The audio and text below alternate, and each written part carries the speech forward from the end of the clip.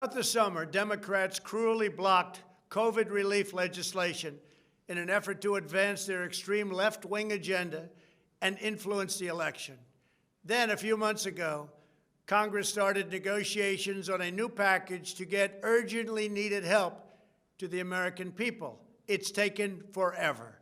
However, the bill they are now planning to send back to my desk is much different than anticipated.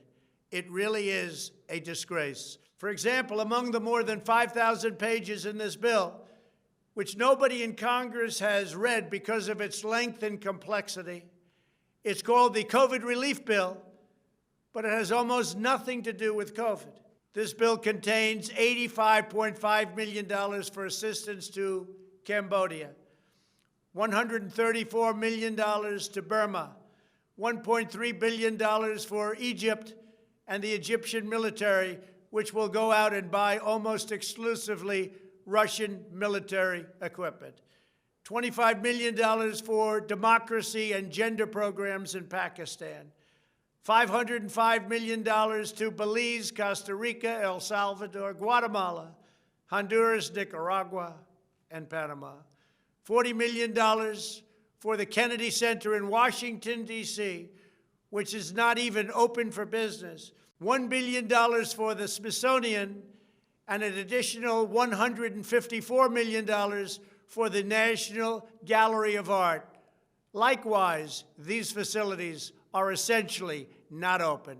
$7 million for reef fish management, $25 million to combat Asian carp, $2.5 million to count the number of amberjack fish in the Gulf of Mexico, a provision to promote the breeding of fish in federal hatcheries, $3 million in poultry production technology, $2 million to research the impact of down trees, $566 million for construction projects at the FBI. The bill also allows stimulus checks for the family members of illegal aliens, allowing them to get up to $1,800 each. This is far more than the Americans are given.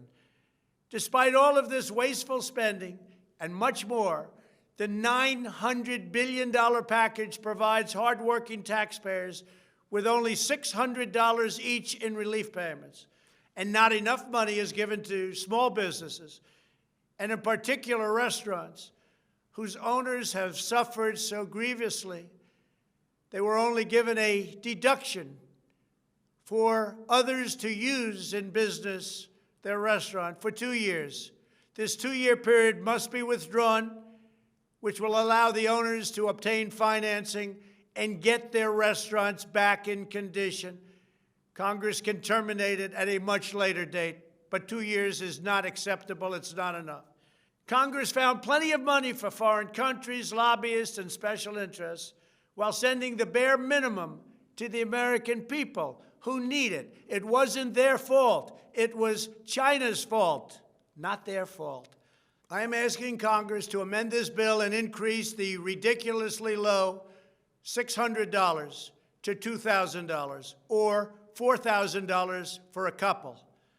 I am also asking Congress to immediately get rid of the wasteful and unnecessary items from this legislation and to send me a suitable bill, or else the next administration will have to deliver a COVID relief package, and maybe that administration will be me, and we will get it done. Thank you very much.